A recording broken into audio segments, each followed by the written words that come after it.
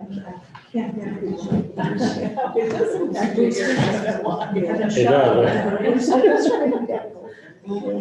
Something with your senses, I guess. We're gonna stop just a second, folks.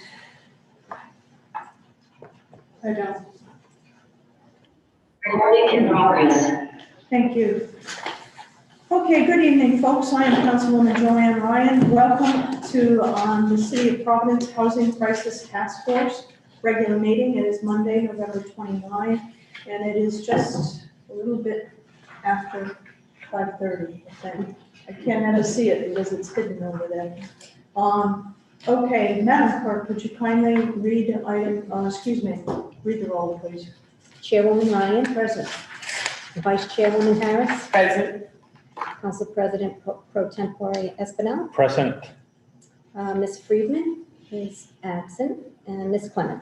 Present. We have 4 present, 1 absent. We have a quorum. Okay, wonderful, thank you. All righty, let's get started with item 1. Madam Clerk, would you kindly read item 1 into the record?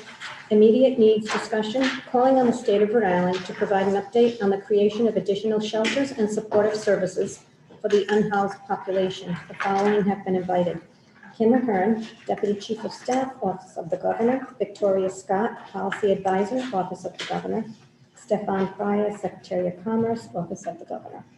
Okay, so we need to amend this item, so I'm going to entertain a motion to amend item 1 for discussion this evening to change the presenters. So who do we have? We have Kim Ahern who's here. Thank you very much, Deputy Chief of Staff. Okay, who else do I have? Mike Tundra is here. Okay, and who else? Mary Rose Mensa. Hi there, Mary Rose. Okay, so those are the 3 that are going to be presenting. Okay, so let's first, may I have that motion? So moved. Thank you. Second. Seconded by, Second. motion made by Vice Chair Harris, seconded by Councilman Espinel. All in favor? Aye. Any opposed? Ayes have it. Motion carries. Okay, so we have before us this evening Kim Ahern, Mike Tundra, and Mary Rose. What I'd like to do is ask that, let's swear them in. And the clerk will give you guidance. Please all raise your right hand. You swear to proud and virtue that the testimony that you're about to give is the truth, the whole truth, and nothing but the truth, so help you God. And state your name and name of the police for the record. Kim Ahern, Governor's Office. Mike Conrad, Office of Housing and Community Development. Mary Rose Mensa, Office of Housing and Community Development. Wonderful. Thank you very much.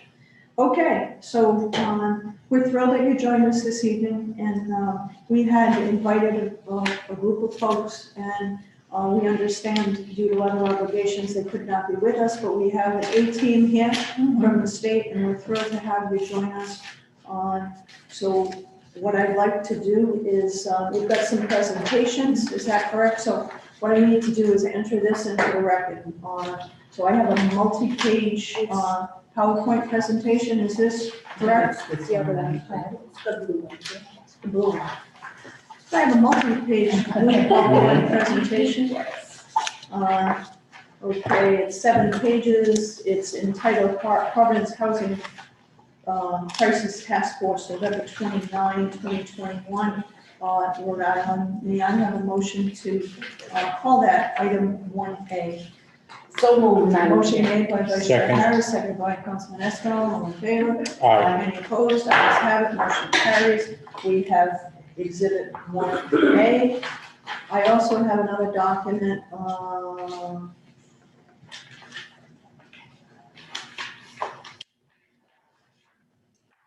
gonna hold off on that. Let's get started on item 1. So, Kim, take it away. We're gonna put the presentation up. Great. We have some folks that are participants on the screen as well that are joining us. So feel free to interrupt, ask questions.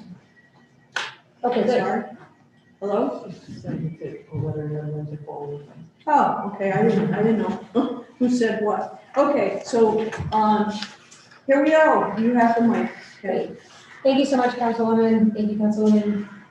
Thank you. Thank you for inviting us. I first just wanted to share a little bit about the agenda update.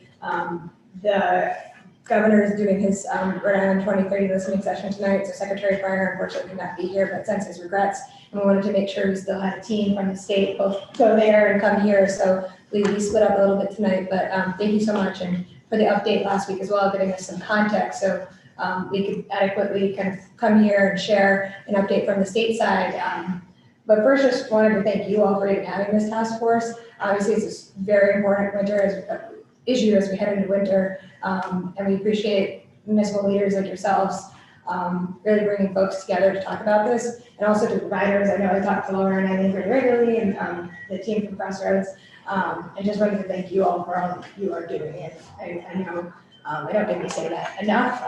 Coming out of Thanksgiving, I just wanted to make sure everybody knew that. So we have a team here that is a cross section from the state, both from myself from the governor's office and also our Office of Housing and Community Development, which works with our commerce team that could not be here tonight. So if you're okay with it, Chairwoman, we'd like to go through the presentation and give some updates based on the winter shelter and some FEMA developments that you and I talked about in advance of this meeting. Absolutely. Great. Please continue. Great. I'll turn it over to Mike Towner, our chief, and Mary Rose, our assistant chief, to walk us through the slides. Sure, we'll be going back and forth through this, Mary Rose and myself on each of the slides, but to just give you a broad overview of the primary program that we use. It's known as to assist shelters and service programs for the homeless. It's known as the Consolidated Homeless Fund, and it is a combination of federal, state, and local funding available for those purposes. It's distributed through an annual competitive process.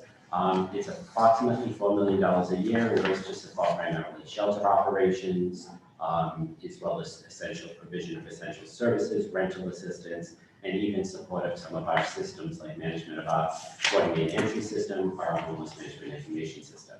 Now, during the pandemic, our state received, and so as did the entitlement cities of Pawtucket, Providence, and Woonsocket, supplemental allocations that were specifically targeted to assist with preparing for, planning for, and responding to the pandemic. In the state's situation, we received about $5.5 million, or just over that, after taking out the amount available for state administration. The remaining funds were made available to all of our nonprofit homeless providers in the state to run a variety of programs. And we've already distributed all of those. We did so through our partnership that's been formed by the Consolidated Homeless Fund. As I mentioned, the cities get their own allocations, but to make the process both easier on the applicants as well as on the state, we work together with them to have a single application that's coordinated. We all review the proposals using our Continuum of Care Funding Committee, along with representatives from each of the cities, to determine how the funds can best be distributed to specific projects. And all of those monies have gone out. There were a number of different funding sources as well that were used for support of shelters and services this past year, some of which we'll talk about during this presentation, but others that are also managed by our office, including the Community Development Block Grant Program, and some of even our affordable housing programs like the Affordable Housing Bond that we work with Rhode Island Housing on. All of those programs are really providing housing opportunities for folks that are experiencing homelessness. In some cases they're working on diversion or meeting a variety of other needs that exist. So, anything you'd like to add? Oh, I'm sorry. So you could go forward 2 slides now, actually. One more, yeah. So one of the topics that's gotten a lot of attention has been quarantine and isolation site. Early on, we had a site that was set up in a Warwick hotel that was able to accommodate folks that didn't have a stable housing opportunity available to them, so that if they were positive or were symptomatic and awaiting test results, they were able to quarantine or isolate at this site and in an attempt to mitigate the spread of the virus to others, particularly others in congregate settings, shelter settings. That program ran for several months. It ended up sunsetting while back when the hotel actually was no longer available to the state. We are, as a state, working on identifying a new location for reactivation of that and allowing for folks to come in. We've been working with one of the providers, West Bay Cap, as well as the Episcopal Diocese, on setting that up and hope for it to be operational shortly and able to provide for a capacity of approximately 10 individuals and 3 families. Now, the level might seem a little low. I've heard folks concerned about that, but what we've seen is that when we had a lot of that is not being used with a rapid turnaround we've seen these sites at these quarantine isolation sites, that does seem to be consistent with the need. When you say rapid turnaround, what are you talking about? Just that when they go in, quarantine or isolation is for a relatively short period of time. What so then they period of go time back. is that? Usually about a 2-week period or so. Okay. Maybe, I just wanted to get some context. yeah, and then they'll go back to whatever more stable housing or shelter opportunities that they have available to them. So I don't know if there's anything you'd like to add on some of the quarantine isolation. Yes, so as Mike said, we are working across state agencies to get QI back up and running because we know how important it is to our shelter providers and also to those in the community coming from a hospital setting that can't go back home. So we are definitely working with many state agencies to get that back up and running. And we are hoping that that will free up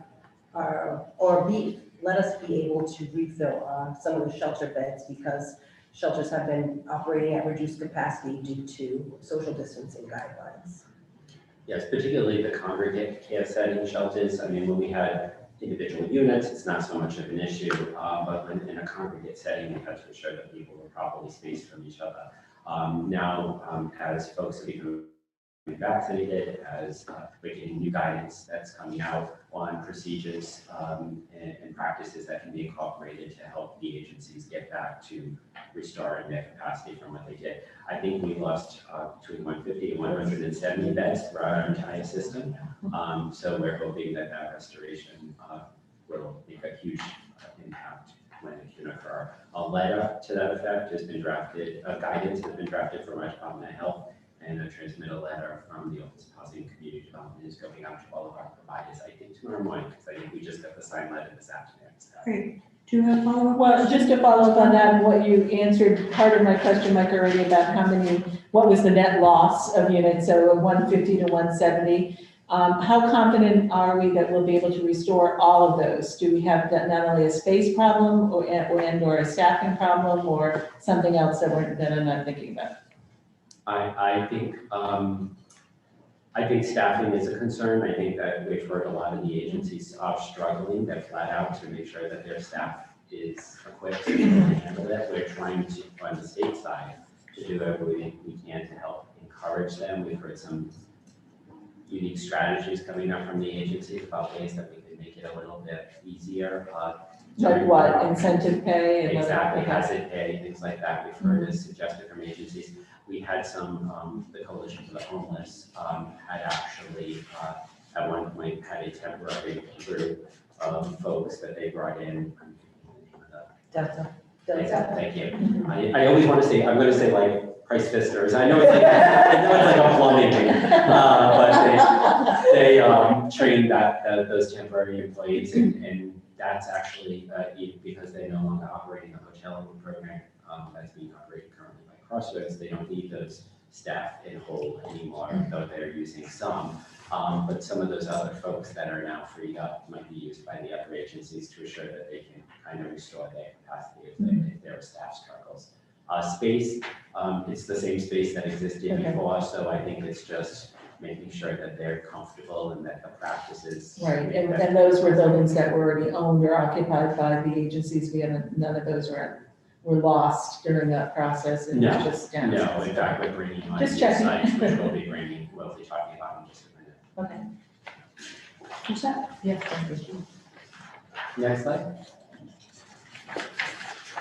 So these are the things that constantly seems to be changing. You know, the numbers are always changing a little bit. So, you know, on a day-to-day basis, it seems. But the continuing care assessed the number of folks that were unsheltered within our system. We compared that number to those beds that additional or new beds that were going to be coming online through our winter shelter process, and saw that there was still a gap that existed. So the state has been actively working to fill that gap with other initiatives that have been underway. So we went through a few different RFPs to expand these shelter beds. The first was our CDBG program. We actually put that out there, and while winter shelter and shelter expansion was an eligible activity, we saw most of the homeless providers that came in really looked to do just to supplement their existing programs. So to expand their hours, to offer more services to help people shelter in place, et cetera. So there was some connection, but not a lot of shelter expansion that grew from that initiative. The second one we did was known as LOI, everybody calls it that, but all that really meant was the letter of interest. We tried an abbreviated application process to existing providers and asked any agency that had interest in expanding their capacity to respond to that with, general summary of what they'd like to do, and we funded and have been continuing to work with those providers to build up their capacity. In some cases, they're moving into space within existing buildings that couldn't be utilized because it required renovations. In other instances, they're buying new facilities and want to either renovate them or move into them and use them for additional shelter beds. And then the third was the one that we typically do every year at the beginning of the winter, which is known as our Winter Shelter Fund, where we put out and ask for any temporary facilities to be established that will generally run between November and March, April.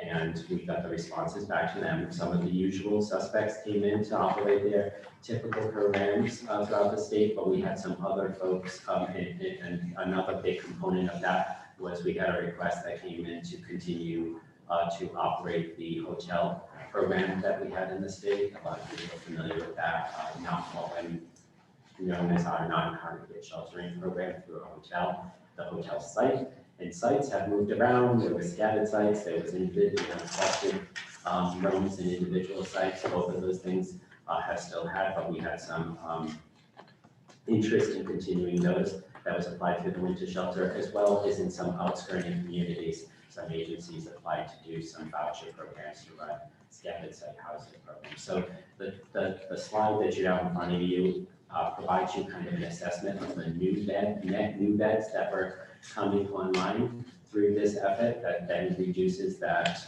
gap need that we were talking about. And even with all of these, we still recognize that there is still a need for more. There's probably individuals that have not yet been counted or people that will fall into crisis that we haven't anticipated.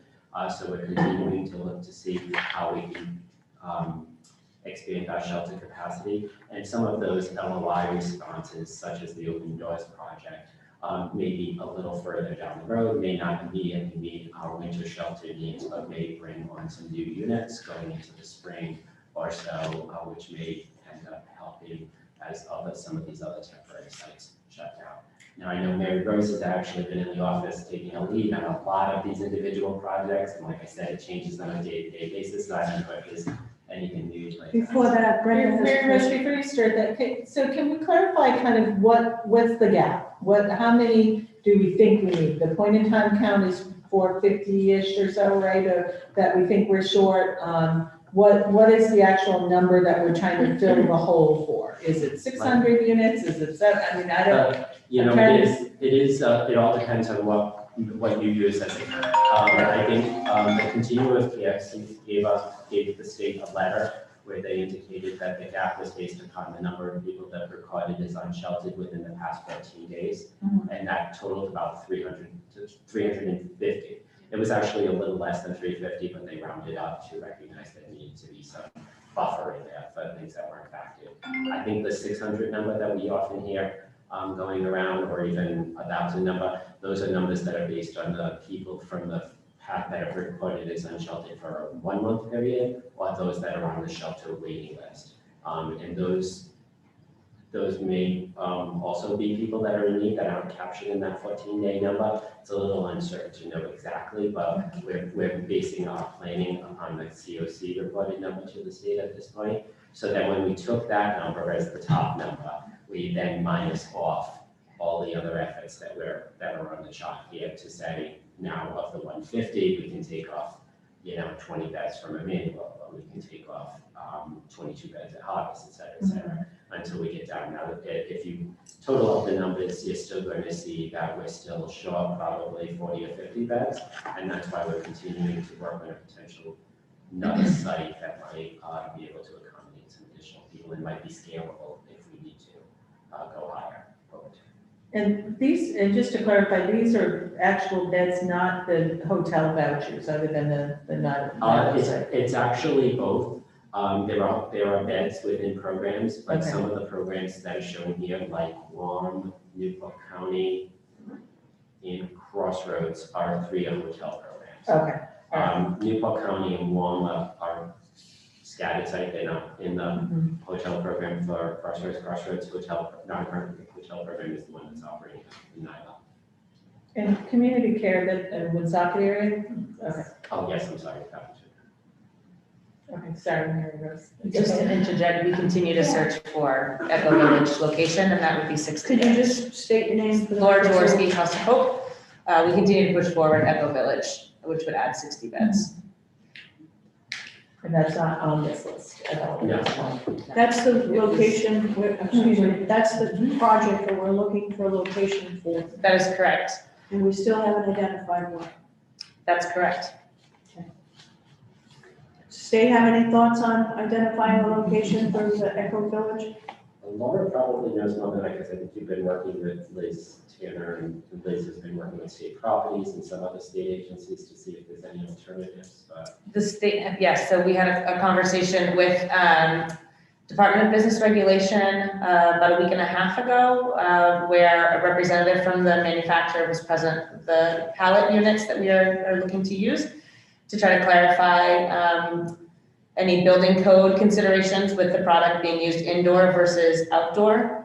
I have not heard any updates from the state on prospective properties that could be identified, or for the city. All of the searches for property are on searches that I've been making for either buildings or a piece of, like a parking lot or whatnot. And that will support 60 beds? Correct. I'm sorry? Correct. Okay. All right, so who's gonna be a hero in Echo Village? City, state, well, what do we got here? Who can help get this one over the end line? Anybody wanna offer? Any thoughts? And maybe when we get to Hannah, we can hear what's the updates from the city on So from the those? state's perspective, you're working on it? Yeah, I think that we're still looking for locations until the location is identified and stuff to really, and that's why it's not reflected here. I think we need these. Is it a really priority? identified. Where is it on the pecking order? Because it does seem like it would be a solution. I think that all of these are kind of working in parallel. We're not holding up and developing one opportunity until another is fully fleshed out, so. I But think it's that- very much on the table and you're looking for a location. Yes.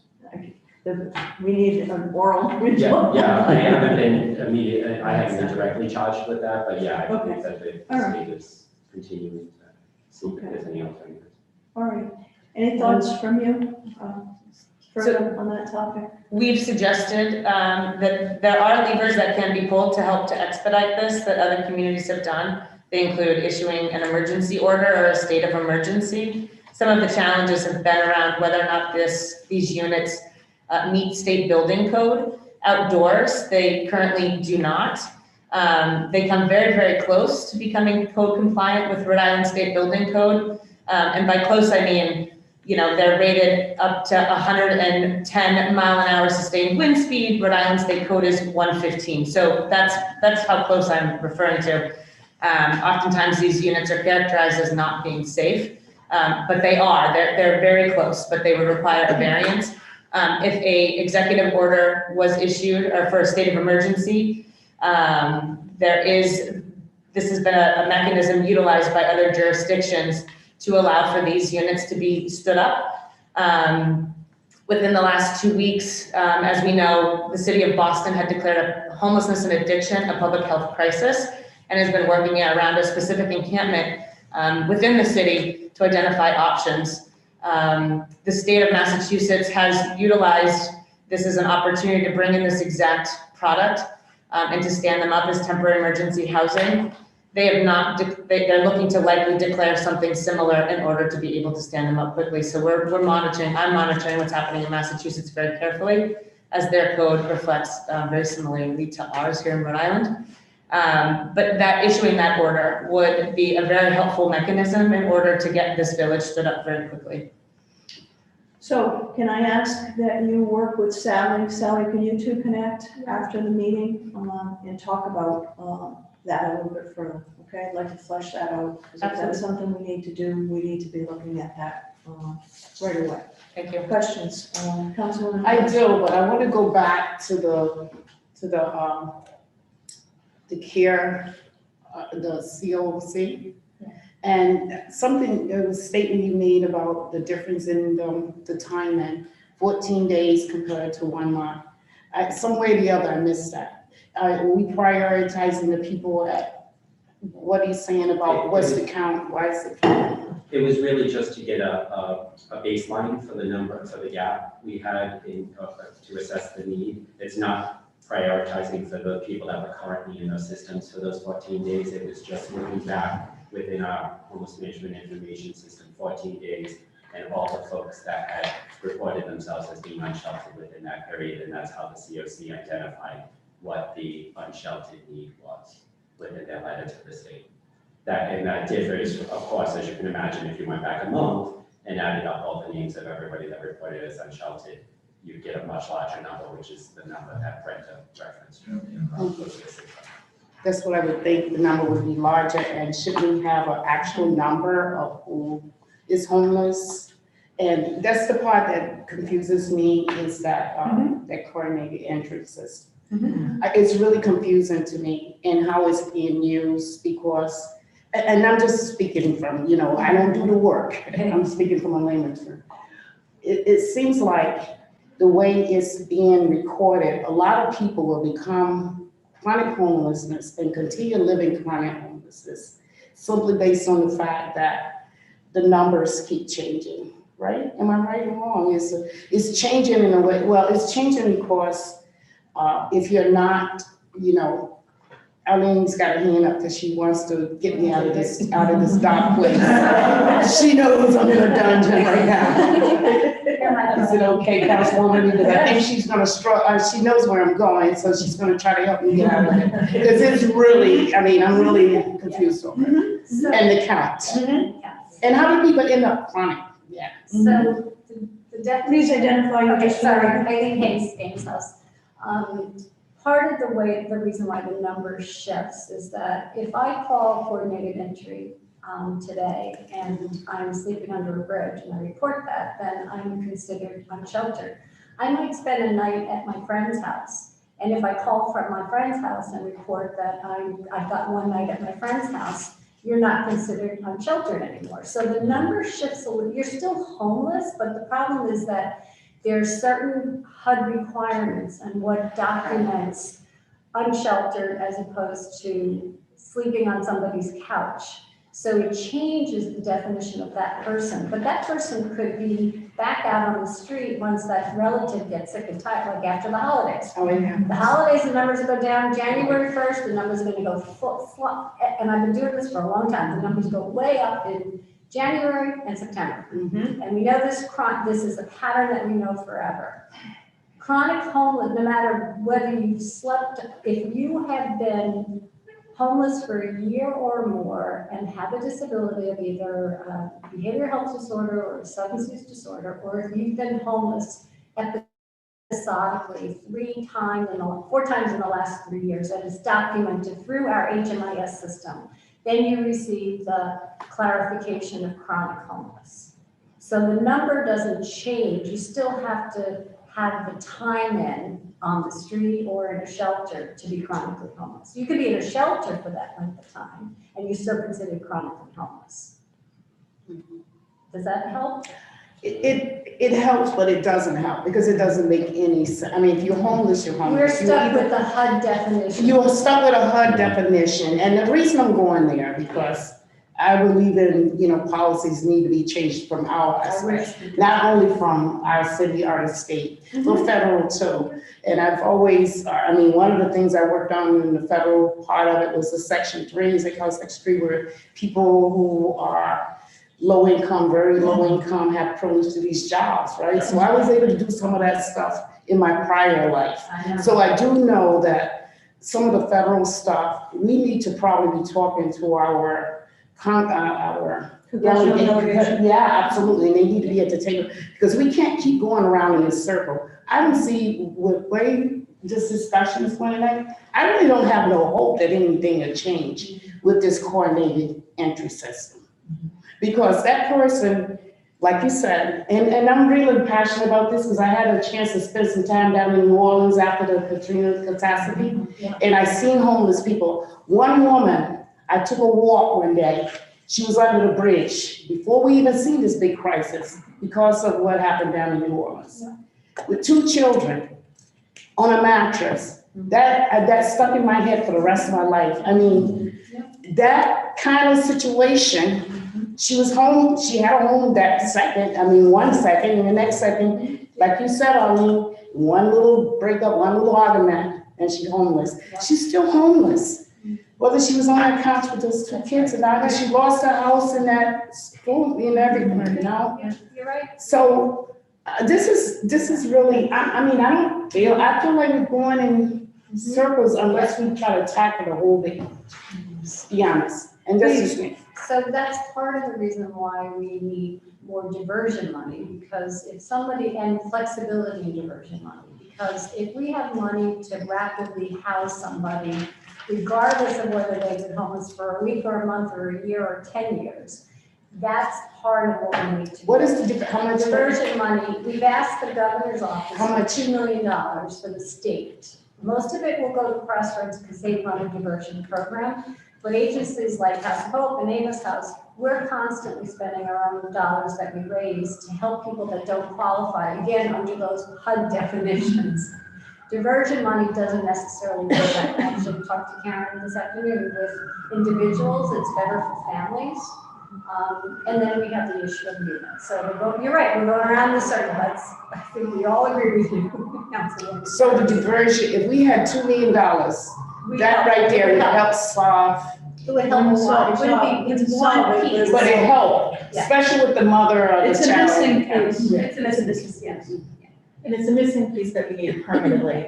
You heard a lot at the last meeting about the rent relief money, which is quite frankly, holding back the tide. It is very helpful we know that keeping people housed is the best way to deal with it. Once they fall into the system, they become very costly, very difficult to pull back out from the system. So trying to keep people housed as much as possible, the rent and the requirements for rent programs, more flexibility in those rent programs. That rent relief money is still very prescriptive money. Rhode Island Housing is doing a great job getting that money out the door, but not everybody fits into those buckets. And especially the people that these ladies are dealing with don't fit into those buckets, so. We call them crisis mitigation funds. We don't call them diversion funds. Yes, Right. Council President Pro Tem. Yeah, so Arlene, have you made a formal ask for this money? We have been part of I've been chairing a capacity committee that meets with almost all the providers weekly for a Zoom call. And we put together a comprehensive ask to the governor's office. Kim knows because she's been a part of helping us shepherd this. We've had a couple of meetings with the governor and the lieutenant governor and their staff. We asked for $2 million in diversion money, including crisis mitigation money, as well as it. We asked for a state of emergency that would allow us to do things like get Echo Village and other shelters stood up as quickly as possible. We also have asked for the speedy process to get those 500 units of supported housing that we know we need desperately for folks that are chronically homeless. And part of that is also getting flexibility with Rhode Island Housing to be able to quickly come up with one application. Because part of it, if you're providing housing and developing housing, there are 4 or 5 different applications you have to do, all with different requirements, just to get one building built. So we're asking for a single application process that can get some of the bond money out of the door as quickly as possible. Especially right now. Right now. We're talking about emergency, we're talking about crisis, and we're talking about. Yes, and we've asked. So what does that mean for everybody? What is emergency, what is the crisis, and what is the rapid to this I'm sorry. situation? So who can own Okay. that streamlined, one simple The Rhode Island application? Housing, they are doing that. That They are has, doing yes, yes. It's a one-stop application, The one-stop, it's yes. already been utilized. Do we have anybody from Rhode Island Housing that wants to weigh in on that topic in our Zoomers? I do think we have Amy and Chris on the line. Yeah. I think we have 2 members from our. Amy Raynaud, the famous Amy Raynaud? It's hard to see. We can't see them. We can't see. Can you minimize yours? Maybe take it down. Hi. Amy. Who wants Yeah, to? I mean, First of all, That's can my money. one of the clerks turn that down before we all blow our ears? Amy, I don't know whether it's you or the speaker, but you're very, very loud. Usually we can't. That's great. That's better. So Amy, we're talking about one application for all to streamline, make things easier. And we asked who would be taking the charge on that topic, and Rhode Island Housing's name was thrown out. So could you share with us what's going on with that, or give us an update? So I'm getting an echo. You hearing an echo? Yeah. Hold on. Headset. But I don't work, I haven't been working directly on the one stop, but as you heard, that has been implemented. That's been something that was discussed for quite some time. Can you hear me now? Yeah, we can Yeah. hear you, Amy. So Amy, could you do me a favor, please, and update Sally after the meeting tonight? She'll reach out to you as to what's going on with that, and then she can provide a briefing to everybody. Yeah, absolutely. We think it's a great idea. We want you to move forward on it, and we'll do whatever we can to assist you in that regard. Excellent. Okay, great. What else? Thanks, Amy. Sorry for cutting the presentation. Yeah, I think Mary Rose still had some stuff, but I also just Yes. wanted to know that there was a colleague from Crossroads joining us, and so I didn't know if you went, and I know Karen wasn't able to be here, so Cicely, I didn't know if you went down to anything. Yeah, so. Do you want to join us at the table? You don't need to. Perfectly fine here. If you feel comfortable. I feel very comfortable in the cheap seat, so. There's not one cheap seat in this room. Let me tell you that. So, I was slated to have a whole presentation, but I think this fabulous duo covered a lot more than my presentation. No, I think what Eileen said about the importance of having flexible funds, what Laura said, the crisis funds, it's about preventing folks from coming in by providing flexible funds to mitigate the crisis and rapidly rehousing folks. I think that is also an important piece of really being able to slow down and being able to respond to this crisis. I think that is critical, and will help mitigate, as well as the other pieces that were presented to the governor. So, yeah, and I'll talk about that first. So I'd like a copy of whatever is being presented to the governor's office. So could whoever has got that, can they share that with Sally? Kim has it all, right? Yeah, the 2 pages. That's okay. Yeah, I can send that to Sally. Okay, great. It's worth noting too, I know it wasn't part of this presentation, but the governor did put forward a funding plan to the General Assembly. It's what he's been calling his down payment, or 10% of our American Rescue dollars, included 1.5 million in the type of diversion program, rapid rehousing and navigation services that both Laura and Eileen and Cicely both all aptly spoken to, that we put forward that spending plan to the General Assembly as well, because the governor recognizes the importance of that, and we do agree that we need to put more funding in that, so. And also there's noting that we did fund a very much more limited diversion effort through Crossroads this past year. I agree that it needs to be brought to scale to level the need to prevent the inflow into our system. But there are some resources that we have to allocate some of our funding sources, which albeit being a little bit more restricted and constrained than some of the other resources that are out there, but doing what we can. Wonderful. My idea of getting copied on that or being included in that ask, this task force can lend its name and effort and energy to trying to make that come to fruition. So it's important that we're all speaking in one voice, and that's kind of what we're trying to help coordinate at this table at least. All right, that's great. Okay, so I interrupted Mary Rose. Yeah. Sorry, Mary Rose. That's okay, no Yeah. problem. So. That was a good discussion, and I want to thank everybody for offering those thoughts.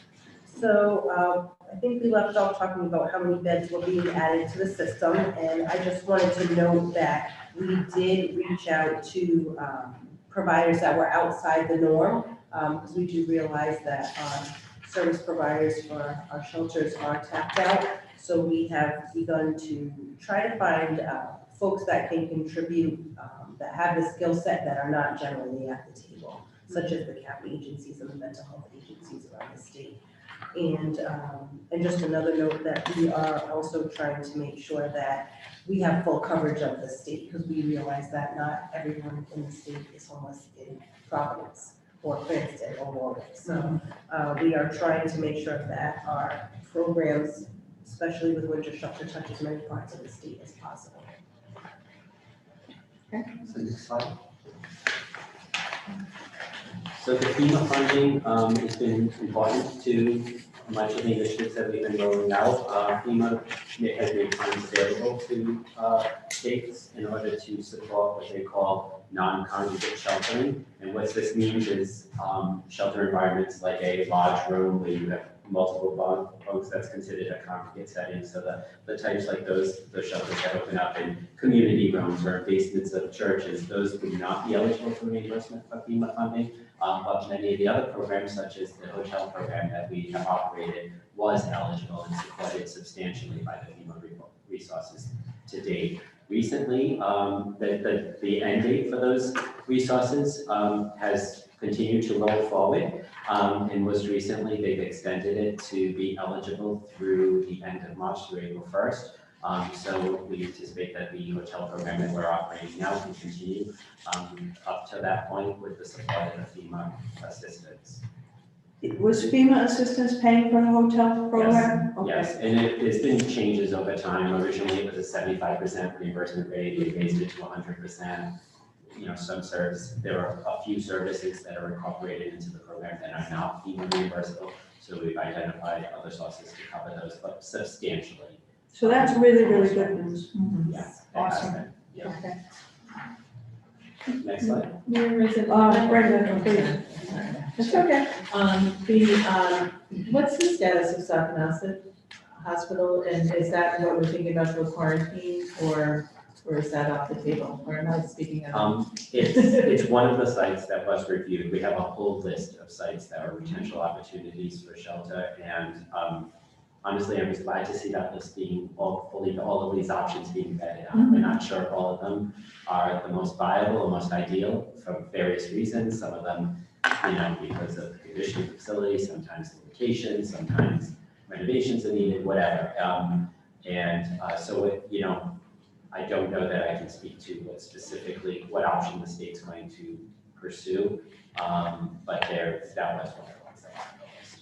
And what's the timing of those decisions? I mean, you guys are. That's a big part of this analysis, is we've been looking at the ones that can come on board quickly. In fact, that fire shop, but we showed the different beds that are coming on board, those are all coming on in just days or weeks or already in operation.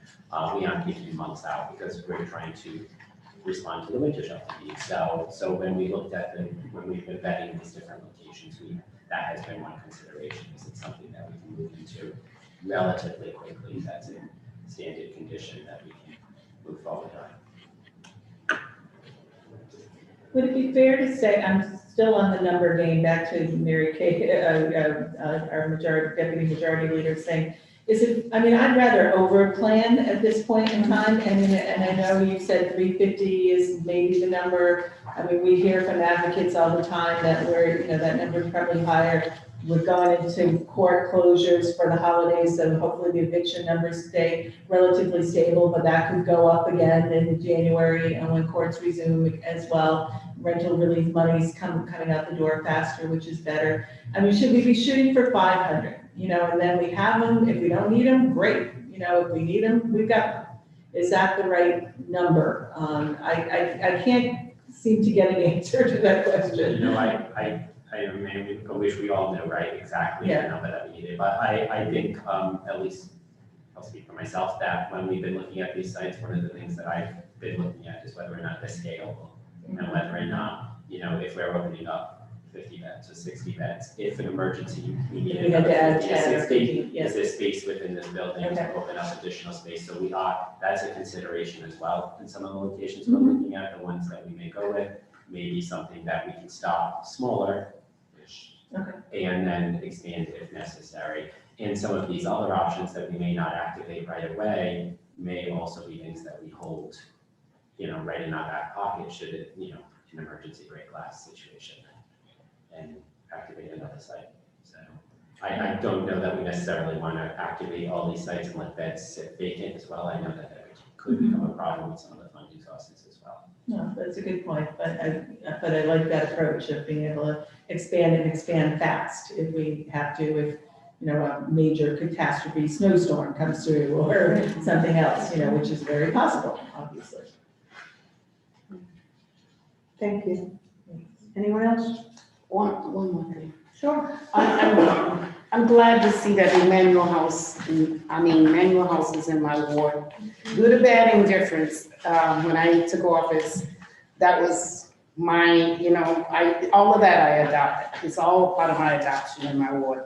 So when Emmanuel House lost beds and lost funding, it was an effect on the neighborhood, really, because the police that work with me within the neighborhood, with people that's laying on the ground that was laid out, I started to see it a lot. It started to become something very familiar. 2015 is when I was elected, and then after that, I'm trying to say I started to see more of that. But what was good, the police would pick the people off the ground and take them to Emmanuel House. So I had this perfect thing going on, People weren't going to jail.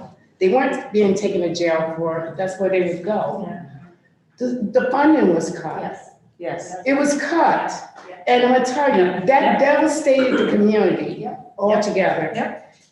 It wasn't just cut, it was also not really properly managed because there were beds there that were often not utilized and we knew that people could go there. That was not the rescue diversion program where they were working with Lifespan. Lifespan is the one who cut the funding. Yeah, it was Lifespan. Well, as soon as we found out about it, the police in my neighborhood utilized that. We were, and I know because I get reports. We were so excited when we finally got that. Yeah. We've been fighting for it for Right. years, and then it lasted 6 months, I think. Yeah, and my outreach team used it incredibly instead of getting people involved. Yeah, it was useful. So these are the kind of things that have set the work back. I can understand. And it's frustrating to our neighborhoods and to our communities as well. So what are we doing? Are we got some kind of strategic plan in place about where we go, how do we, and Brenda, you brought a little bit of how we are proactive thinking about this stuff. It's not going away. In fact, my neighborhood, most of the people being priced out of the houses. And so it's not going away. It's not going away. This is really serious. This is a serious time, just as serious as our health crisis. So I'm glad we're at the table, Council. I'm glad we're here. This is something very, very important. We need to take advantage of it. We need to see the urgency of this. Look at it the way President Biden looked at it, and immediately, good or bad indifference. We know we're gonna have inflation down the road. Our grandchildren or whatever are gonna have to face it. But you know what? Right now, this is important. And we, as leaders, need to figure it out. Really, this is very serious. And Now is the time. So this is not preaching to anyone. We just want to be helpful. We want you to bring the truth to us. We want the realness of it all. That way we can move effectively. Because sometimes when things are done from top down and not bottom up, we miss the mark. We really do. We miss the mark. So we really depend on the people to bring us what we really need. Because I can pass as many policies until I'm blue in the face, but is it helpful? Is it gonna help this crisis, you know? And truth is, that's why we're at the table. We're not trying to take on your work, believe me. The city is. We would like to know where the money is, so we would like to know, so we can be able to provide $2 million compared to what we put in projects. I'm not gonna sleep well tonight, I'll be honest with you. If you're there, $2 million is what we need for a diversion program. That could curb a little bit of this, but we're not thinking about that. I'm having I think a it's issue here. mind-boggling to so many folks that we all have heard what the solutions are. We're just not getting the ball over the end line. This is not an incurable disease. We know how to fix this. We've got subject matter experts. You guys are the best. We have the greatest respect for you. So we're just trying to connect the dots here. I would point out though that the city as an entitlement community has your own pot of money. You could spend, you could allocate $1 million of that $2 million, and challenge the state to match it. Well, thank you for offering that legislation. As the chairwoman of finance, we have to be very, no, but, yeah, your point is taken. Absolutely. You know, we're a partner in it as well. 40% However- of homeless members are Providence.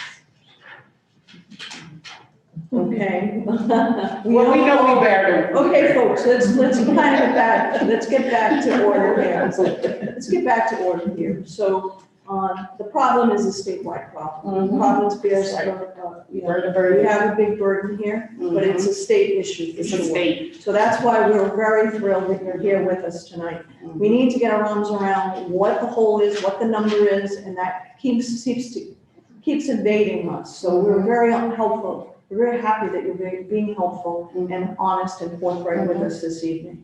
I think that we've had a good discussion. We are going to continue. We keep interrupting because we have so many questions. So I'm not going to interrupt you again. I know we're trying to learn though. But I actually have a question. Slater Hospital, because we need to get off. We've been having these immediate need conversations now for weeks. We got to get off immediate needs and to the next project or the next problem, which is basically building housing, which addresses the bigger picture. So let's try to force our way through this and try to get the beds that we need to address the crisis that we have, and it is truly a crisis for the winter months. So my question right now is, I'm glad you're looking at locations to find these additional beds, and you're pressing on, you know, capacity at all of these locations that you're working with and looking at. What happened with Slater Hospital? I heard that staffing was an issue. You mentioned some of the locations, staffing is a problem. We lost beds at Slater because of a staffing issue. Is it my understanding correct? Is that what has happened? And have we ever gotten those beds back? What's going on with Slater Hospital? Who has the answer to that? Well, that would be within our BHGDH system. I do not have any, I know the agenda mentioned, Tori Scott, she does not work at BHGDH. But we can talk to our team there and get back to you. But when I say, what Mike was just saying, I don't believe we had any shelter beds. No. There, like, so. No. It wasn't shelter beds. I mean, I don't know what they were. Okay, what beds did they have there? I don't know. What are you Different trying to say? psychiatric, different like hospitalization and psychiatric beds. But if you want, we can ask our BHGDH team to get back to you. Well, if there were any beds that we've lost there, they're lost and there was a need for them. So I would be interested in knowing that. So if you could look into that. Yeah. And other beds, like other hospitals that there are beds in, has there been a loss of any other beds in hospitals that, like Butler Hospital? Do they have beds? If you're talking about the loss of beds, I think we'll have to consult with that kind of our other city colleagues like Booter and Department of Health. But I can say that we have been working with those agencies on some of their vacant facilities, like the vacant group homes, vacant hospitals, a lot of those are actually within the list of properties that we're vetting to actually increase our supply of shelter beds in the state. So we're trying to use unutilized space at this point, and there are some opportunities there. So I'm glad to know that you're looking at those. Very much so. That answered my question. So, Mary Rose, you need to finish your presentation. You're not interrupted. so good. Yeah, I actually think we're just about. All right, we're gonna ask Brenda and Councilor Harris. No, she's Please very continue. exciting. Please continue. We need to get through this. Thank you. So, as we've been talking about, we do understand how important the need is to have additional shelter beds come online. And through our shelter expansion, we were able to fund 2 programs that are in process. One is through Open Doors, and they will be utilizing 15 beds at their Providence site that are new beds to the shelter system, as well as looking for a facility to open up to 40 beds in another facility. And Emmanuel House will be expanding. They had a second floor that was not being utilized due to fire suppression issues. And we are working with Emmanuel House in making sure that we can address those issues so they can add another 20 beds as well. Is there any way that the state can help us, like, put together some kind of a thermometer or some kind of a measurement tool or metric that we can visualize that fills out all of the pieces or tracks all of the pieces, all of the beds and the different types of categories and what the need is and how we're measuring ourselves against that? I've got to believe that it exists, and I know that you guys have those resources. Is it some, I mean, even just, some simple chart that would just catalog and document the number of beds available, I think, and the need as it moves through time. As we're dealing with this immediate need, I think it will help everybody because we're struggling to get our heads around. I said, what about Slater Hospital? And you're saying, well, that's a different kind of, it's just hard to get your head around. So I think that will help if we can, pictorially present what the problem truly is. How deep the pool is an important question to ask when you're trying to create policies and programs and also carve out dollars. We're not opposed to putting money on the table, believe me, we want to, but we want to understand where best to direct it. So I think that will help. So maybe that's a takeaway. You can work with Sally, follow up on getting that to us. If you could do that, that would be really helpful.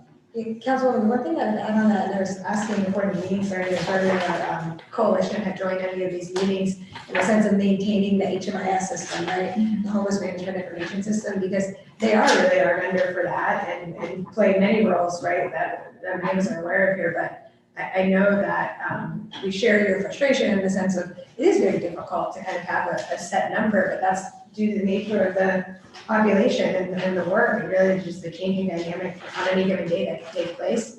So we can definitely take that back to the team, and I love your guys' thoughts on it too, but I would say too that we would need to talk to them about it. I know that through the months I've been working with them, they've talked about having different kind of dashboards available that would show some of this information. I don't know if it would show all of the information or in the way that you're envisioning it, but Mike or Mary, is that? I think we've already started to do exactly what you were suggesting and working with them with all the new beds coming online and making sure we have a comprehensive picture of everything that's in process, when it's coming online, what's the gap, so we are already working towards that, but even expanding that further to looking at our entire system and what it can accommodate on a regular day would probably be very helpful for us planners around the room, and fundraisers around the room. So we'll continue to work to expand and share it. So, but I would agree that they are probably a good body that we rolled into this process. Okay, I think that would be very helpful, and I would appreciate that. Okay, any other questions for the state folks? Just one quick one. Councilor Harris. Yeah, right now, we're concentrating because of the prices on shelter beds, unsheltered people. What about transitioning housing? Because Councilwoman Ryan said eventually we're gonna have to move from this crisis mode into where we go next. Is there a lot of conversation about transitioning housing You know, it's. as a part of this bigger conversation? I'm sorry, yeah, transitional housing, I'm sure the providers around the room will have interesting thoughts on that too. I mean, most of our shelter networks without the permanent housing, supportive housing opportunities on the back end have been forced to extend their lengths of stay, which in essence made them become more like a transitional environment for folks. So it's almost indistinguishable between shelter and transitional housing at this point, but we are focusing on trying to develop those permanent supportive housing opportunities so that we can have move-on strategies, and even within the PSH world, to have more permanent affordable opportunities for those people that may not need the wraparound services, so that they have an opportunity to move out of those, so that folks that need those services and supports can actually move into the unit. So we are looking at that. It is a challenge. It is a challenging thing to fund, because oftentimes folks at the very lowest incomes can't provide the really minimum rent that's needed in order to make a housing project pencil out. So there needs to be some additional supports in there to help make it work financially.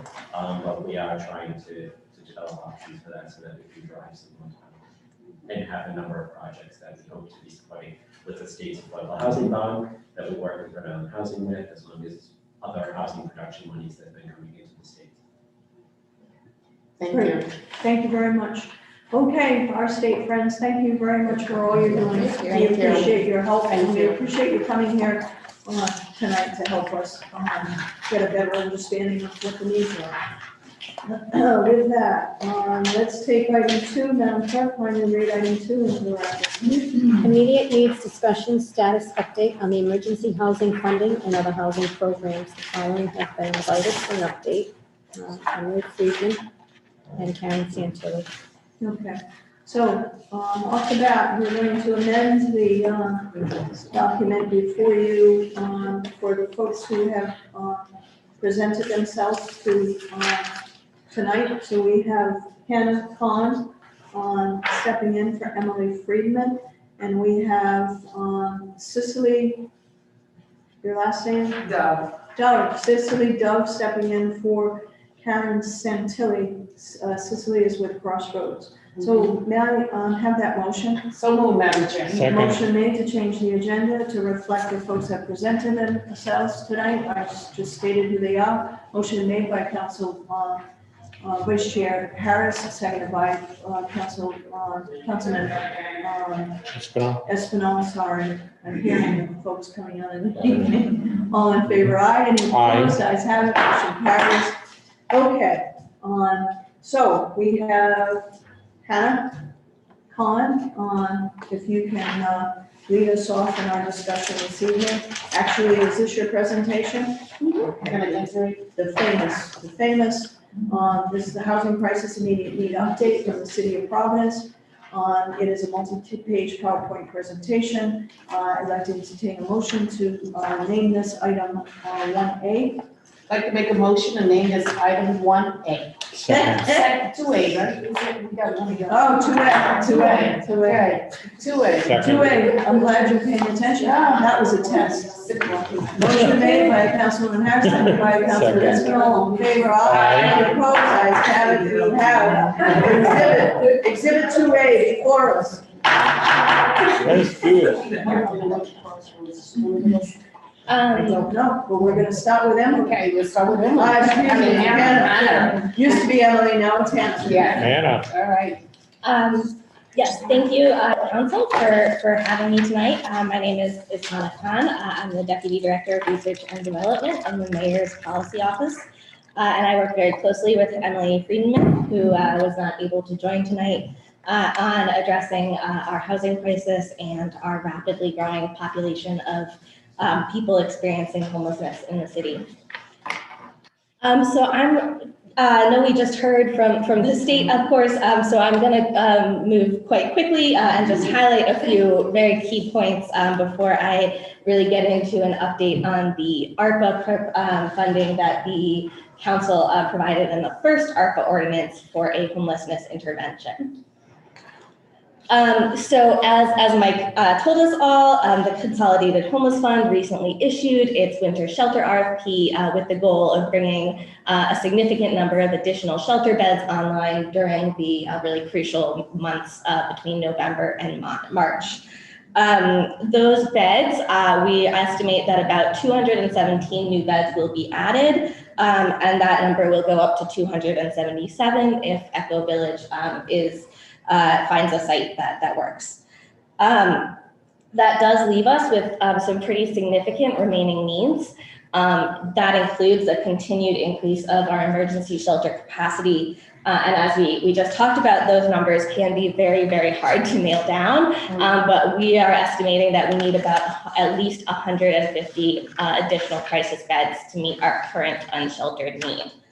That said, we are facing some pretty significant challenges in expanding our system's capacity. And those challenges include finding viable locations for projects and also the human capacity of providers to expand.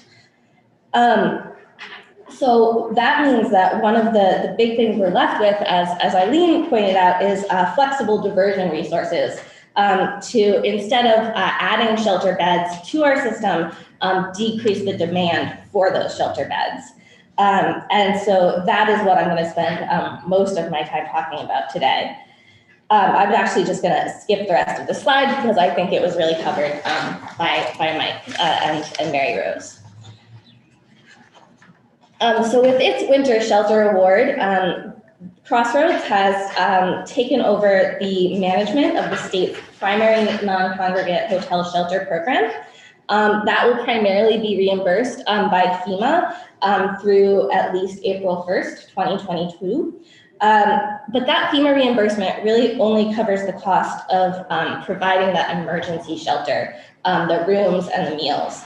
It does not cover most wraparound services, which we know are both crucial for the well-being of the people in the shelters and are also crucial for moving people from shelter into permanent housing so that we can use those beds for people who are in crisis.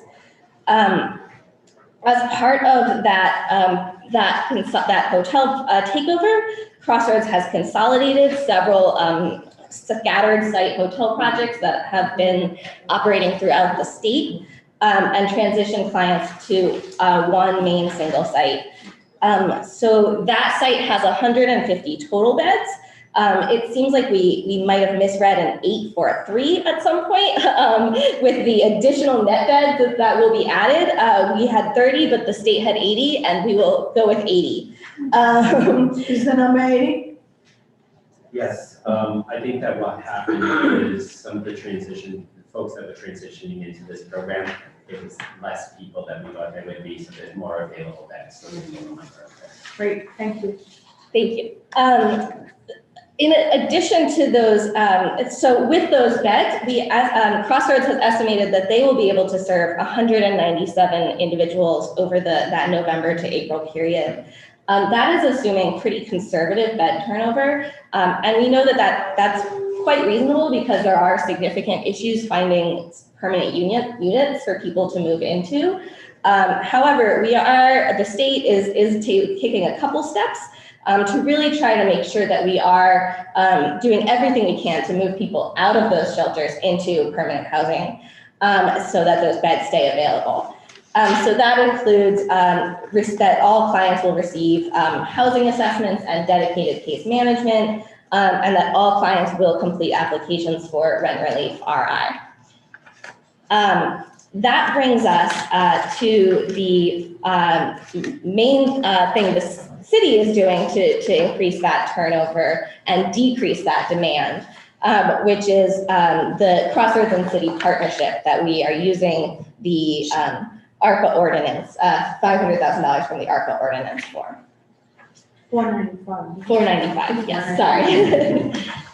So as Eileen said, the diversion piece is a piece that has been missing for quite some time. And so what Crossroads has proposed is standing up a mobile diversion program. The primary goal of that program will be to divert people out of shelter or away from shelter entirely by efficiently rehousing individuals into long-term housing. The services will be offered by diversion case managers, either within shelters or at a street residence for people experiencing unsheltered homelessness. And what our intention is that will free up shelter space for those who truly have no other options. Additionally, because this is ARPA funding, which has slightly more flexible guidelines than other federal sources of funding, it will also be able to cover costs that are a barrier to regaining housing for people. So costs like moving costs, security deposits, utility assistance. Those are costs that will be able to be funded and covered for people to get them back into housing. The three primary goals of this investment is first to address the growing rate of our unsheltered homelessness, second to reduce that demand for shelter beds, and third to facilitate turnover of existing beds by hastening transition into housing. So we really do believe that, yes. Is this a part of Crossroads though? Yes, this will go to Process, yes. Can we actually ask Crossroads to talk to us about this program a little bit? Sure. Because I just want to make sure it's a good expenditure, and I'd love you to share with us what the program details are. Sure, absolutely. So, it pretty much what we'll be doing is it will be an expansion of the current program that we are currently doing, and we'll be working in tandem with some of our existing providers. Project Forever Renew, we'll be working in tandem with our existing outreach providers, and pretty much taking our existing diversion support into the street, into the hospitals, taking it into the communities where our folks are and providing that housing crisis support to prevent folks from coming in to the system if we can, with some really active problem solving and resources, really. That's really what it is. Yeah, we have been really highly successful. As Mike said, we have been more successful with families, but we've been pretty successful with individuals as well, be it sending folks back to live with a relative or a family member in another state, paying off a security deposit. Surprisingly, we have been lately really successful at our Harrington Hall shelter, our men's shelter, by getting some folks, security deposit and, a couple of months rent in our individual men's shelter. So again, it's about some short-term rapid resolution support, financial assistance to get them out. And it really is about kind of progressive engagement. What do you need to get housed, right? So it's a combination of strength-based, problem-solving conversations with some cash. Okay. And the benefit of there is a great benefit of it being really, really unrestricted. Okay, so, just from my understanding and the benefit of everyone here, so this program is focusing on reducing the number of beds shelter beds that are relied upon, because you're diverting folks elsewhere. Focusing on unsheltered. Okay, Yes. and facilitating turning over those beds. So people that are in those shelters, you're trying to get them out into a more stable setting. So we're focusing on getting folks who are sleeping outside or in places not meant for human habitation, either in shelter or right into permanent housing. So if we can get them right into permanent housing, that would be the best option. But if we can't, we want to get them in. So it's kind of a triage. That's exactly right. Triage That's exactly right. program. How many people? How big is this? So right now, I believe the program, it's 2 people. We actually, I believe, I didn't write the proposal, we wrote in for higher level clinician, like someone with a greater level of skill, because we know that we're seeing folks with a higher level of substance use need and a higher level of mental health need, and so we need a greater level of skill, right? And So 2 technicians. two staff, financial resources, I believe there's some other, So I guess what my question was is how many people are you gonna touch? oh, I'm sorry, I thought you That's were okay. the program people. That's okay. It's 125 over. And, how long a period do you feel as though you'll touch those 125 people? I believe it was over the course of the year, but I cannot, Councilwoman, I cannot. So here's my question. So when those opera dollars were approved by the finance committee, recommended to the full council, Yeah. we had envisioned that they were going to be used to create immediate beds, because that's what we thought the need was. Now, we recognized, because I looked at the language, that there was some language that allowed for a program like this, but the council's understanding and consumption of the plan was that it was for actually creating beds. And I'm just wondering how we got to where we're at now with this. And I'd like somebody to explain that to me from the city. You don't have to explain that. And again, But that's okay, because what I'm just trying to get at is this the best utilization of $495,000 at this point in time, where we just heard that we needed, how many beds, Brenda? Do we need 60? Well, Could be 60, could be under 50. I think we're closer to at least 100 at this point, so. So that's my Doing the point, math right because now. I want to solve this immediate need issue, because we're going on, it's getting colder, and I want to make sure that 495 that the council approved for immediate need funding for housing, because that was the reason why we fast-tracked that opera dollar budget for that. Just 1 second, so can you I answer just it? want to add to your question, because it might be included in that. I'm looking at the renter support and also utility assistance, but that's all, you get that through rent relief, all right. So how does that impact the 495 with some of the services you can get through an additional Okay, program? okay, let's go back. So please answer that question. So how did we get from, let's create units of housing because we know that there's a problem and we need to create beds, we need to develop beds, to a point where this is a great noble program, not saying it isn't, that we're gonna serve 125 people over a year period. To me, it's not an immediate need. Maybe I'm not seeing it. Maybe you can share that with me. So please offer an explanation. Sure. So when we initially talked to the city council about the initial ARPA ordinance, we had a few different ideas about how we were going to use this $495,000. Some of those ideas were Echo Village and safe parking lots. Those are both very location dependent. We have really struggled to find viable locations that will work for those locations or for those projects. And given the emergency, the immediacy of the need, instead of continuing to look for locations and not doing anything with the dollars, in the meantime, we decided we really needed to figure out a way to move forward with these dollars as quickly as possible. Also remembering that this is only a very small part of the much larger ARPA allocations that the city will be making, and that it is quite conceivable, if not likely, that more ARPA dollars will be allocated from the city for homelessness interventions going forward. So we wanted to find a way to make the best use of these dollars as quickly as possible. We also talked about expanding the hotel program.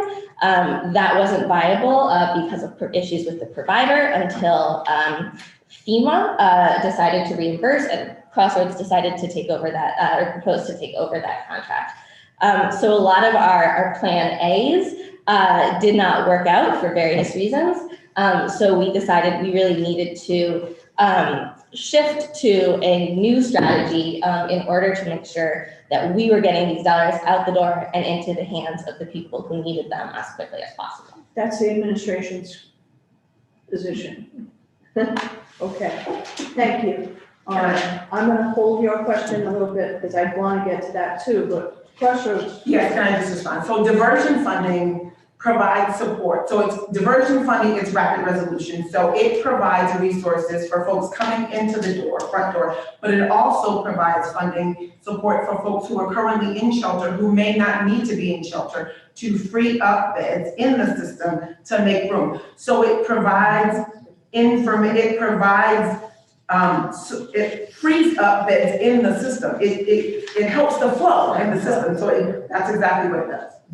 Does that make You are sense? telling me that it's creating beds, it's an immediate need? Absolutely. Okay, addressing an immediate need. Okay, good answer. So now, tell us what else going on. Can I just add before Chrissy's gonna get us on a little off Sure. topic? I mean, I appreciate the qualms that the city has faced, and I'm glad that they went to Plan B instead of waiting. And that this is creative thinking, right? So we can't make new beds right this second, but we can figure out a way to clear out some of the beds that we have and move people to more permanent housing. That's exactly the type of flexible funding that we need in the system, so that people on the ground and who are working on the step every day can say, I can't do this right now, but I can do this. And so thanks to the council, you gave that flexibility within the funding to let the people do what they need to do. So the point that I was making, and I'm glad that we had this conversation because it is important. And I just wanted everyone to understand that we're going in a different direction than was contemplated. Particularly, we have a duty to our council colleagues to make sure that everybody is understanding why we're zigging when they thought we were gonna zag. But as long as it's noble and as long as it serves the goals, you know, I'm fine with it. But part of this discussion here is all about thinking outside the box. So, you know, I needed to ask the question to make sure that we were achieving the goals that were contemplated. Okay, you good on that topic? Security deposit and utility assistance. It is taking a bit off track, but do you want to ask your question? Well, yeah, thank you so much, Madam Chair. So with this diversion program, you know, it's highlighting here that is also assisting or helping with utility assistance and also rental support. But those services you can also get through Rent Relief RI. So it's any of this 495,000 going to what is Signal here, or are you just providing the service with the Rent Relief RI? Sure, so it's, I think it would be a combination of both. If funds were not needed for those things, then they would be diverted directly back into the program. On the other hand, Rent Relief RI is very strict about how it can use funds. It has a lot of regulations. So for example, you have to be in a house for 30 days before it will kick in, so it might pay for that 30-day bridge. So we think that that's great. I guess to your point, we want to make sure that we're not short-circuiting Rent RI. Right. That these funds are more flexible, and that is great, but they should be used when people fall out of Rent RI, as opposed to using the dollars before people even go to Rent RI. So that's the coordination that we're going to be looking for. And Absolutely. You're telling me that you've contemplated that and you already got that solved for. Good. Okay. Questions? Any questions at this point? Go ahead, Brenda. You might have my question. I'm still having my math problem, so I'm looking at the number 5 from the state's report on the winter shelter update, and then the cities, I don't know what the number is, I'm sorry, here the hotel program transition expansion. So let me make sure I'm understanding this. The 150 total beds plus the logo is now 80 is a subset of the state number. So the 280 new beds that we're talking about here on the state chart is the 150 is a subset of that number. I'm correct on that. Yes. So and then Mike, just to correct, so somebody help me, that you know this number off the top of my head, but I don't remember. What was the total bed capacity before COVID, before we lost beds? Were we at? I know that our point in time, oh God, 750. I think point in time was about 1,260 something, and then we have about 200 to 300 that are street homeless, so I think our capacity is about 1,000 beds on a monthly basis. Okay, so let's use that, so 1,000 beds, 1,000 beds, we lost 150, 170 because of COVID restrictions. Right. And so essentially what we're doing is adding, so really what I'm trying to figure out is what's the net gain. So we've lost 150, we're trying to bring some of those back, but those aren't in this count as of yet, is that correct? Those. No, they are Okay. not reflected. Okay, so those are still lost at this point. So we're at 1,000 minus the 150, let's keep the round numbers, 850 is what the capacity is in current system. We're proposing to add 280, which kind of gets us back over to 1,000 beds. And will that be enough? So Eileen's shaking her head no. Well, that's why we're looking at So additional. Right, the additional sites and the restoration. Okay. So, but what this expansion has done though is helped us fill some of the gap that we lost, but not to about the tune of about 100 beds. But we still think we're short. I mean, but now my math changes because then in my head, the math is that we're still short about 300 or so at this point. If I'm doing, and math is not my forte. I may be too high on that, but so even at 1,000, we know that shelter bed capacity wasn't adequate even before COVID. If we see increased numbers, we think that total statewide need is probably closer to 1,200. And so if we only have 800 beds, then that gap grows even bigger. But if the shelters restore their capacity. So that gets us back up, right, to 150, so if we add 150 back in, then but I still think we're short at least 150. And those units, we've identified some of those 150, Brenda, through the LOI that was released. Yeah. Some of those for shelter expansion are permanent shelter beds that will be added to the system. Okay.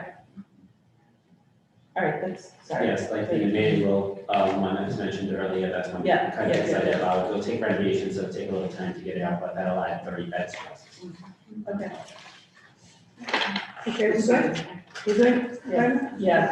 Okay. All right, Hannah. So yes, to return to meeting emergency needs, Crossroads is the continuum of care and coordinated entry systems diversion lead and the state's primary non-congregate hotel operator, which makes them really uniquely poised to offer these diversion services in coordination with the hotel program to ensure that we're efficiently using all available resources, including rent relief RI, including our ARPA dollars, to resolve homelessness and unsheltered homelessness for clients as quickly as possible. Next slide, please. And then finally, How many clients as quickly as possible? Well, it's hard to say because it will both be the 125 that are served directly through this program, but then again, we're also making those beds open for additional people, so that number goes up higher because the beds are turning over. Do you good with that? Now, the turnover, I'm struggling a little bit with the turnover. Simply because I hear people constantly saying that they are having problems finding housing. And a lot of the landlords, because a lot of people rent, especially when they're low and very low income, the landlords, is there any kind of incentive for them to be a little nicer to the people? And you got your hand up, I love it. Talk to us. What's going on? This house runs a landlord incentive program. We give new landlords $2,000 for a qualified unit and then $500 for every additional unit. And then up to $2,000 for repairs to make the unit occupable. So far, we got the funding in June, and I think we've gotten 40 units online. That's great. Yeah, we have enough money for 75, but I'm sure if we reach that number, we'll get more money from the state. Yeah, it's actually CDBG funded for Yeah. And so everybody is sharing in this particular, all the agencies, that's good. Yes, we have That's staff great. representation from all of our providers. So you share, We share, yes. We And there's have enough funding. Right now there is, but because you're right, there is not as much interest in terms of landlords, as we're doing a tremendous amount of landlord education.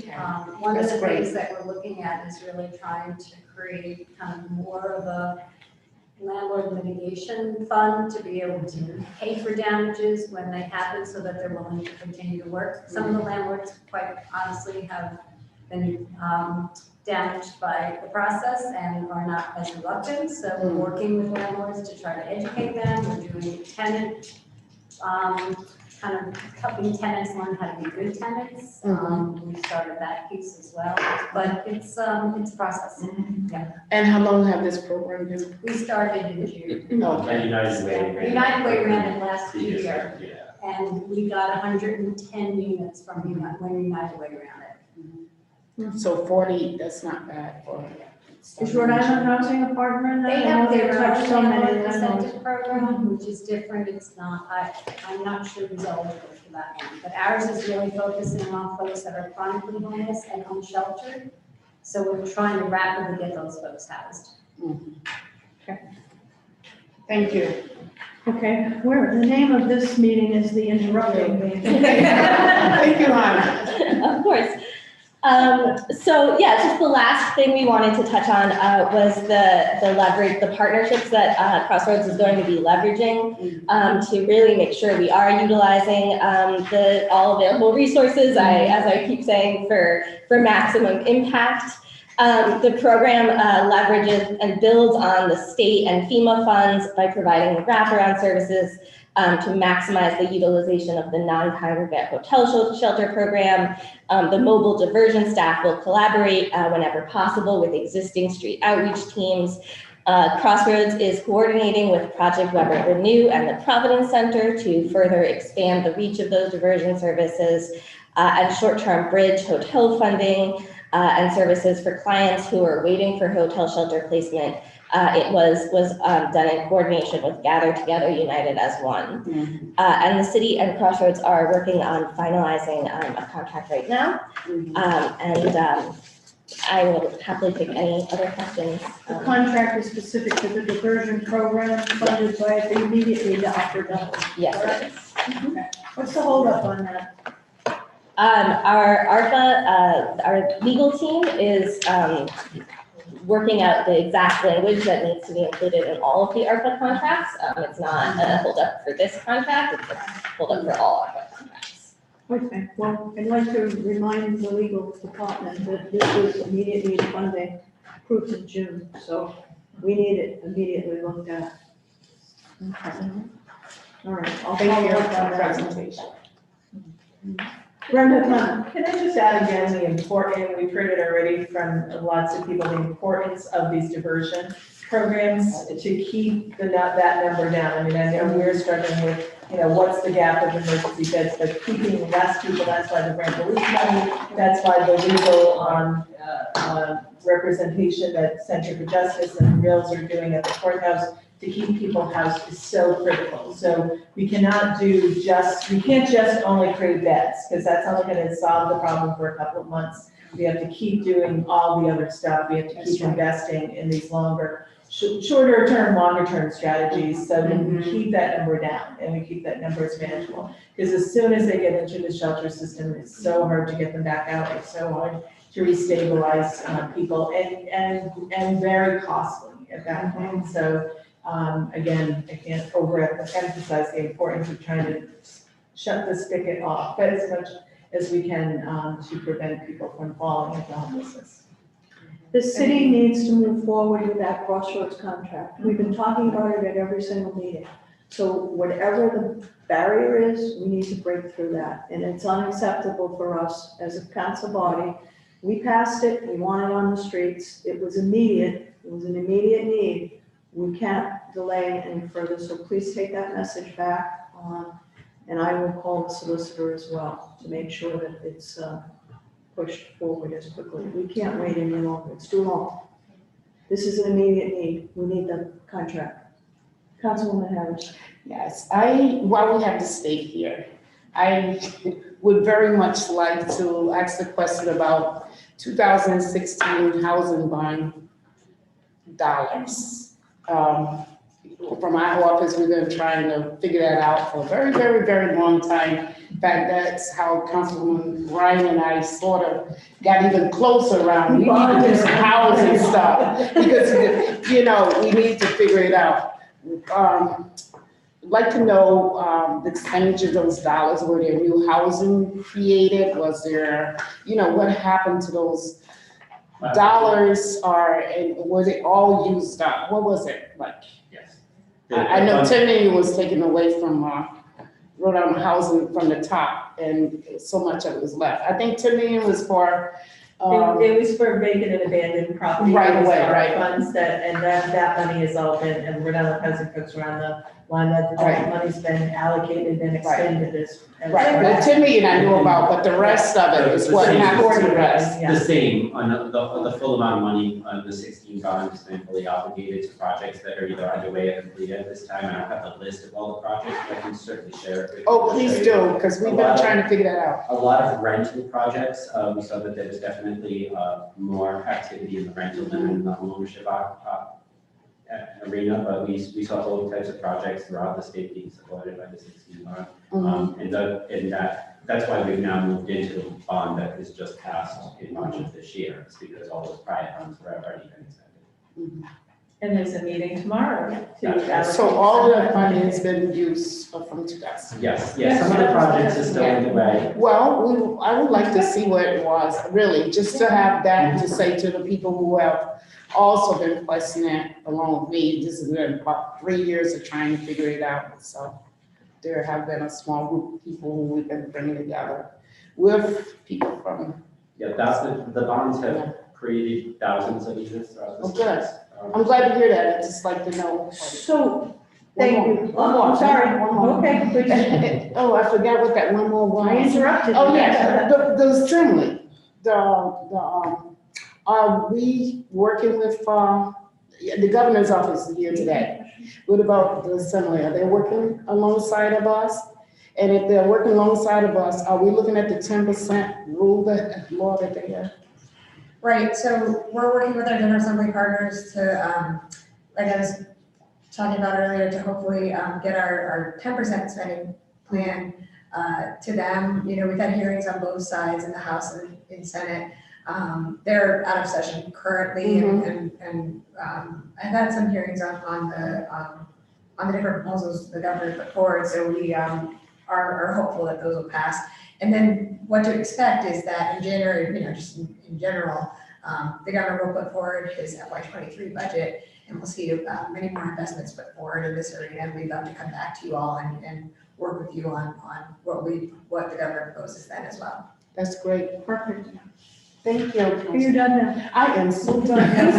Now we're gonna shift over to Brenda. So just a clarification response, I think, or just so that Mike's clear on what you're asking. I think, Mike, I think in terms of the projects, they're interested in knowing the monies that were allocated, but also the status of the projects. So any of the 216 projects, as you know, these are funding projects that are very complicated real estate deals that have anywhere from 6 to 12 different funding streams in them. And so pulling together these projects, so money may have been allocated to a project, but it may not completely be spent, even with the 2016 project. And I know that sounds like a long time ago, but in the real estate development world, it is not, sadly. So I just want you to make sure that you're getting the information that you're looking. So, but all the money has been allocated at this stage. But not necessarily spent. Not necessarily spent, but that's not. But it's committed. But it's committed, and that's not unusual, you know. It's paid out typically on a reimbursement basis, so that, you know, the projects don't necessarily until they're underway or maybe complete, that they actually get the money expended.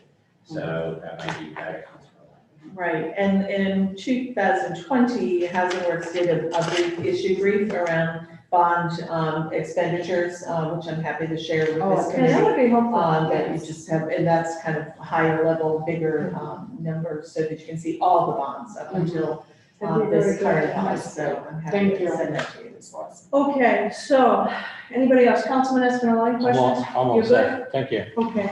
Any questions from you folks, from us? Do you have any thoughts on what you need us to do immediately? Because we're on immediate meeting here. Any thoughts, questions, concerns? I just appreciate you, Councilwoman, keeping your gas pedal on the word urgent and crisis, and bringing this group together.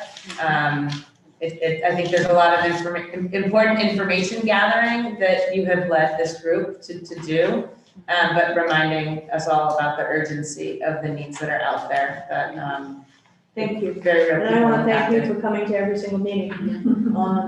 So, immediate is the word of the day, it's getting cold. I'd love to see, I need your help, state, you have to help us understand how many beds we need immediately. And then we need a plan, and the council is, we put together this housing task force because we want to help. And we have money, we're in a unique situation. It's a big problem, but we have solutions. We just need to all work together. It's not about headlines, it's not about sound bites, it's about putting homes over people's heads, putting roofs over people's heads. So, let's all continue to work together. You guys have been awesome, you've been wonderful. And we really appreciate it. If there's something we need to do not hesitate to reach out to me directly. And I will make sure that, we start to focus on it. Anyone has any thoughts about what we could bring to the table for the next meeting? Because we know immediately we need to add these beds. Any thoughts? For anybody around the table next week? Okay, all right. Well, we're gonna put together a new group for our next meeting, to hopefully advance this discussion. With that, Madam Clerk, there's nothing else on the agenda. Am I all set? Okay, I'd like to entertain a motion to adjourn. So moved. By Second. Councilman Esposito, seconded by Councilwoman Harris.